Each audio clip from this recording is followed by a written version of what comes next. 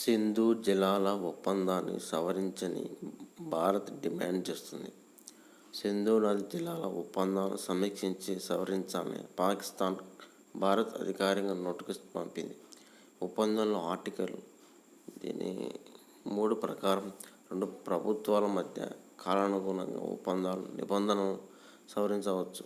September 1960లో Jawaharlal Nehru మరియు అయూబ్ ఖాన్ కరాచీలో సింధు జలాల ఒప్పందంపై సంతకం చేశారు. ఈ ఒప్పందంలో నిబంధనల ప్రకారం తూర్పు నదులు, సట్లెజ్, బియాస్ మరియు రావి భారతదేశం యొక్క అనియంత్రిత ఉపయోగం కోసం అందుబాటులో ఉంటాయి.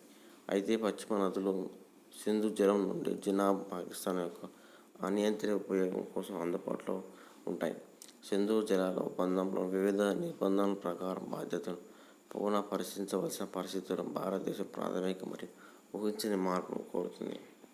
భారతదేశం తన ఉద్గారాల తగ్గింపు లక్ష్యాలను, పర్యావరణ సమస్యలను మరియు జనాభాలో మార్పును చేరుకోవడానికి స్వచ్ఛమైన శక్తి అభివృద్ధిని ప్రోత్సహించాలని కోరుకుంటుంది. కేంద్ర మంత్రి డాక్టర్ వీరేంద్ర కుమార్ 19వ దివ్యకళ మేళాను 19 సెప్టెంబర్ 2024 ప్రారంభించారు. విశాఖపట్నంలో కేంద్ర సామాజిక న్యాయం సాధికారిత శాఖ మంత్రి డాక్టర్ వీరేంద్ర కుమార్ ప్రారంభించారు. Divyakala Mela vocal for local ఉద్యమానికి పత్రిక.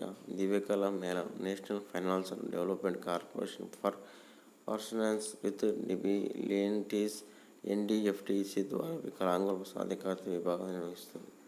సెప్టెంబర్ 19 నుండి సెప్టెంబర్ 29, 2024 వరకు దేశవ్యాప్తంగా ఉన్న వికలాంగ పారిశ్రామికవేత్తలు మరియు కళాకారులు తమ ఉత్పత్తులను మరియు హస్తకళలను ఫ్లెయిర్లు ప్రదర్శించారు.